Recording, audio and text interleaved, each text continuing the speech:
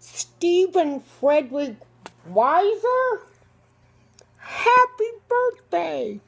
Oh, it's Thelma P. Figwart.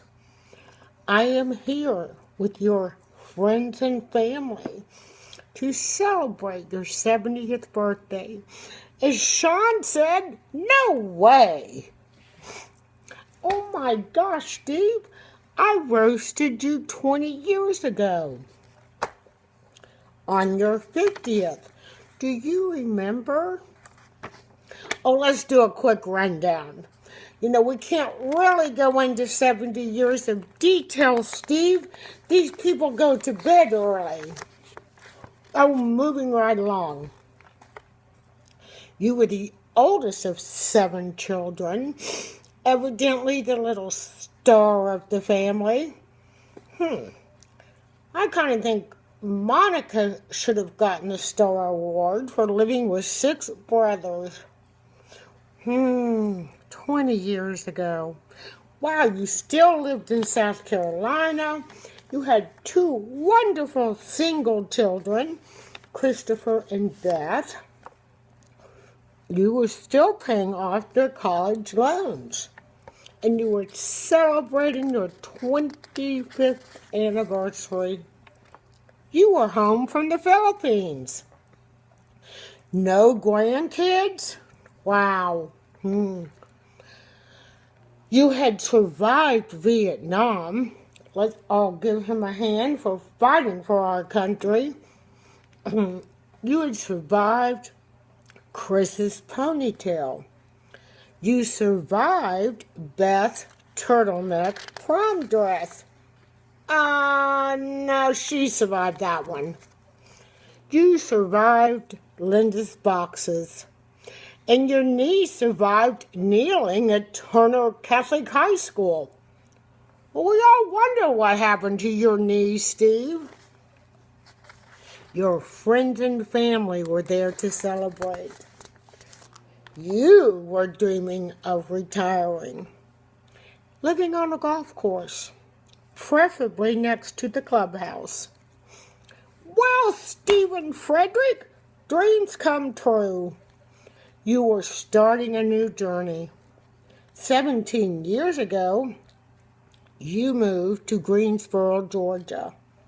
You're living on a golf course in your dream house next to the clubhouse.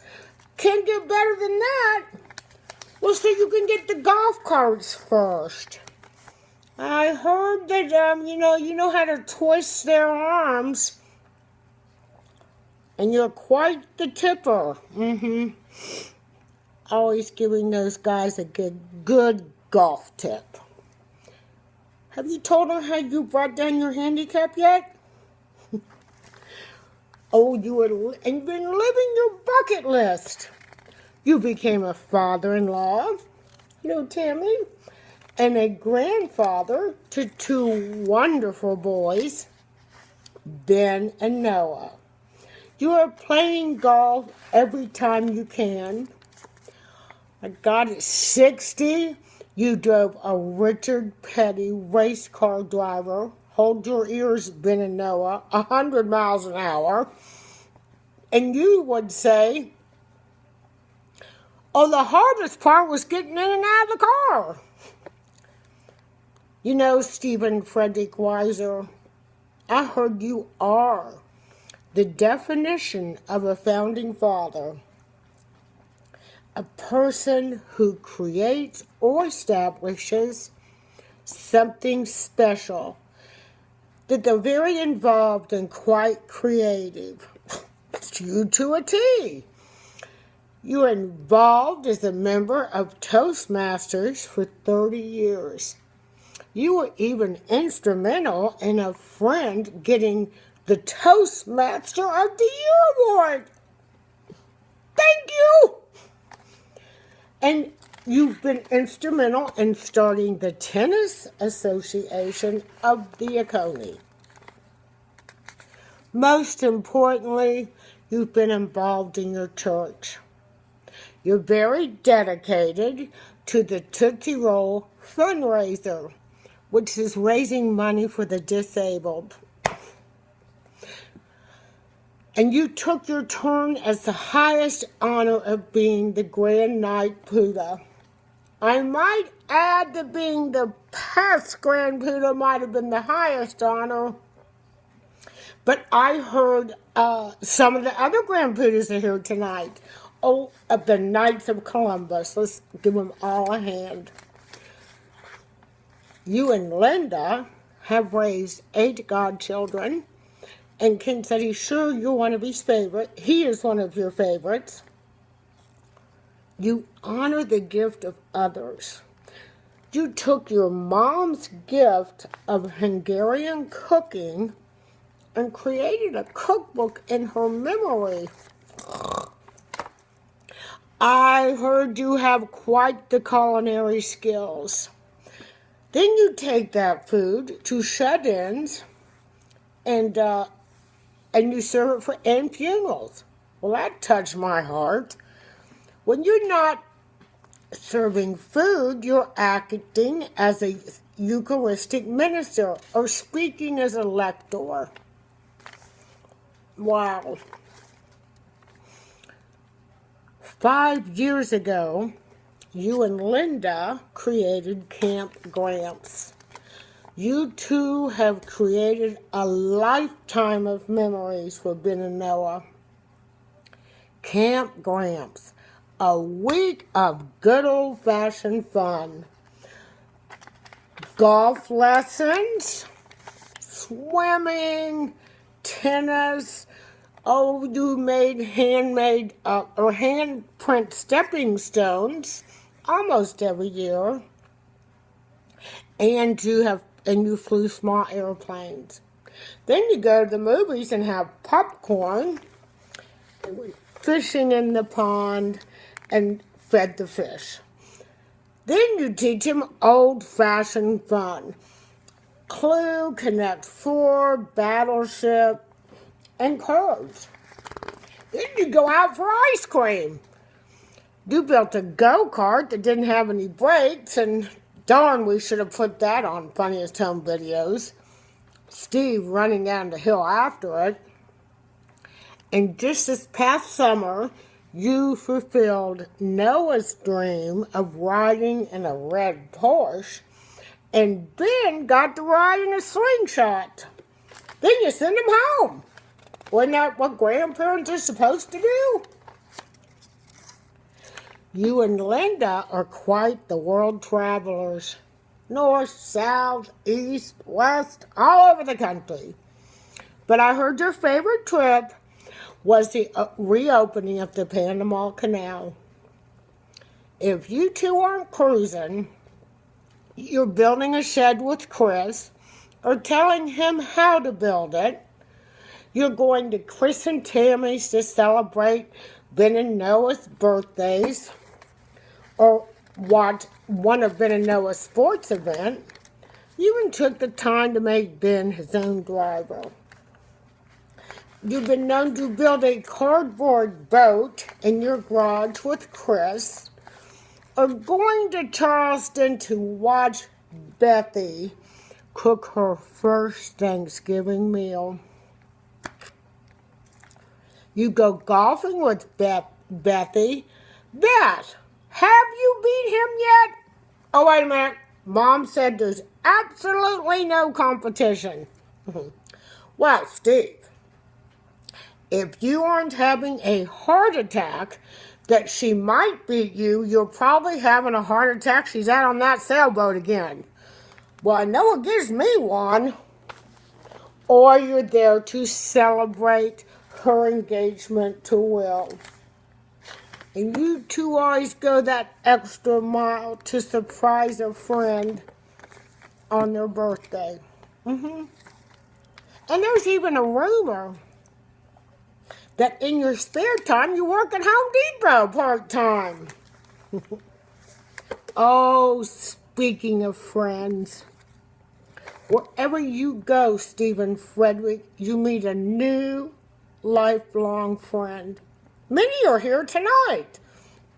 From Florida to New York, from Texas, Toronto, Canada, California, South Carolina, Georgia, Well, you're a great friend to have.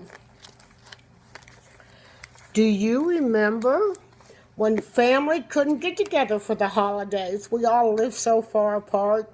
So all the friends would get together and we'd have a Thanksgiving feast. Well, they became family. Oh, it's good times. Well, that was certainly something to be thankful for. We created some great memories. I heard you're the founding father of the Scotch and Cigar Men's Club, which is the group that's now known as the Gentlemen of the Oconee. There's a waiting list. They even have to fill out an application? Oh, me. Well, I heard there's a lot of very tall tales being told at this get-together. And oh, the embellished stories. And the little gossip on who's cheating at golf. And they love to tease you how you got that handicap to go down. Not to worry, Stephen. After a good bottle of scotch, all those stories go right up in smoke. I did hear that you and Fred have created a new tradition, a solution to never drinking alone. You boys call each other at 5 o'clock on the phone. Oh, Steve, you're truly a role model to your friends and family and a little humble. But I had to save the best for last. We all know behind a successful man is a great woman. You've been married 45 years to the love of your life, Linda Marie Kenning-Weiser. Why, I heard you even took up oil painting and dedicated a picture to you and Linda. It was called The Perfect Pair. Oh, when I asked Linda what she would say, what was success to having a great marriage, she said she knew what you would say. Don't move, look, or throw out any of her stuff, or don't touch her boxes. The only box that you can touch is the one that says, I agree. Linda said, oh, she encourages you to play golf as often and as many times as he wants to. Don't touch the remote, and always pretend that you've not heard one of his longer-than-life embellished stories. You know, I remember when a very special-minded man in my life asked me, how do people get through this without family, faith, and friends? Well, you know, you remind me of him. Your clone, Jim Todd. He was my dad. Oh, and I definitely think, Steve, you need to write a book. I've even got a title for you, When Dreams Come True. 70-50, 70-50. Subtitle, 70 can be the new 50. You can write down all those embellished stories. Yet another project. I think Linda would encourage you too. It would be a 5-star bestseller. Oh, Stephen Frederick Weiser, you are still that little star that you were 70 years ago. Yes. Oh, and I gave you this book to write down some ideas and, Thelma's leaving. I'll see you again in 10 years, and but I want a signed copy of that book. Thelma's leaving.